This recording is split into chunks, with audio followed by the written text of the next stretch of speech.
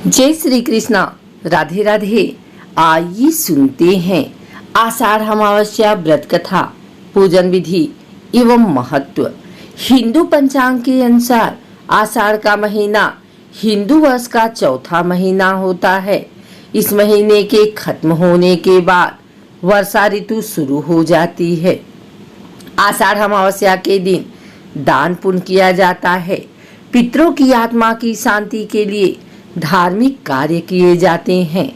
इस दिन पवित्र नदी में और तीर्थ स्थल पर स्नान करने से कई गुना फल मिलता है। आषाढ़ अमावस्या के दिन स्नान और दान का विशेष महत्व होता है। आषाढ़ अमावस्या का दिन बहुत ही महत्वपूर्ण दिन होता है, क्योंकि कई धार्मिक कार्य किए जाते हैं। इस दिन पवित्र नदियों में स्नान किया जाता है। इस दिन पितरों का तर्पण किया जाता है। आषाढ़ अमावस्या के दिन श्राद्ध कर दान पुण्य करने का विधान बताया जाता है। जिन लोगों को राहु केतु के कारण बनने वाले पितृदोष के कारण व्यक्ति को मानसिक तनाव रहता है और साथ ही कामों में बाधा आती है, इसलिए आषाढ़ अमावस्या के दिन की जाने वाली पूजा से पितरों को प्रसन्न किया जाता है और उनका आशीर्वाद प्राप्त किया जाता है। आषाढ़ अमावस्या के दिन हिंदू अपने घर की साफ सफाई करते हैं। आषाढ़ अमावस्या की पूजा को किसी के निर्णय के लिए इष्ट देवता के प्रति प्रतिबंध किया जाता है। आषाढ़ अमावस्या के दिन हिंदुओं द्वारा दीप पूजा का रिवाज माना जाता है। यह विशेष पूजा पंच महाभूत के हिंदू पिता को समर्पित है। इसमें वायु, अग्नि, जल, आकाश और पृथ्वी को प्रमुख 5 घटक माना जाता है। इस दिन ध्यान देना चाहिए कि तालिका का चौरंग दीप पूजा के रिवाज के हिस्से के रूप में उपयोग किया जाना चाहिए। इस तालिका को अच्छी तरह से साफ करके इसकी सतह पर रंगोली का आयोजन के साथ समृद्ध किया जाता है। सभी दियों को मेज पर एक वैध तरीके से रखा जाता है और पूजा के लिए लाइन में लगाते हुए जलाया जाता है। आषाढ़ अमावस्या की रात को घर के चारों ओर दिए रखे जाते हैं। आषाढ़ अमावस्या के दिन देवी सरस्वती, देवी पार्वती या देवी लक्ष्मी की पूजा की जाती है। आइए सुनते हैं आषाढ़ अमावस्या की यह कथा। आषाढ़ अमावस्या के दिन व्रत करने से सारे पाप नष्ट हो जाते हैं। यह व्रत इस लोक में सुख और परलोक में मुक्ति देने वाला है। आषाढ़ अमावस्या से संबंधित कथा का वर्णन इस प्रकार है। स्वर्ग धाम के अलकापुरी नामक नगरी में एक कुबेर नामक का राजा रहता था। बहुत बड़ा शिव भक्त था। वह हर रोज शिव जी की पूजा किया करता था।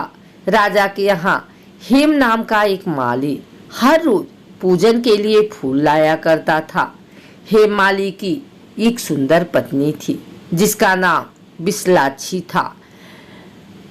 एक दिन माली मानसरोवर से फूल लेने गया परंतु अपनी पत्नी के साथ हास्य विनोद करने लगा। राजा दोपहर तक माली की राह देखता रहा। राजा कुबेर ने अपने सेवकों को आज्ञा दी कि माली के न आने के कारण पता करो, क्योंकि वह अभी तक फूल लेकर नहीं आया है। सैनिकों ने कहा कि महाराज, माली बहुत पापी अति कामी है। वह अपनी स्त्री के साथ हास्य विनोद कर रहा है। यह सुनकर राजा को माली पर बहुत गुस्सा आया और राजा ने उस माली को बुलवाया। हे माली राजा के सामने डर से कांपता हुआ उपस्थित हुआ। राजा कुबेर ने गुस्से में आकर माली को डांटते हुए कहा कि उसने परम पूज्यनीय ईश्वर शिव जी महाराज का अनादर किया है, इसलिए वह स्त्री का वियोग सहेगा और मृत्यु लोक में जाकर कोहड़ी हो जाएगा।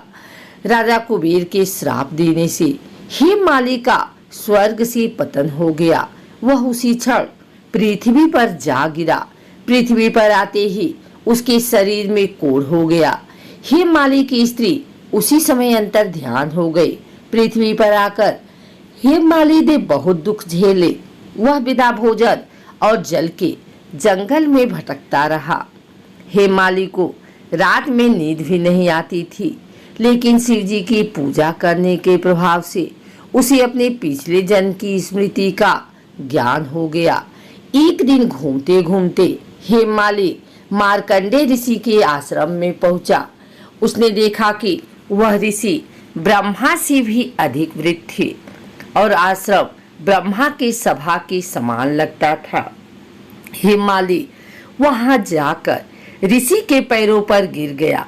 इसे देखकर ऋषि जी ने पूछा कि उसने ऐसा कौन सा पाप किया है जिसके प्रभाव से उसकी यह हालत हो गई है।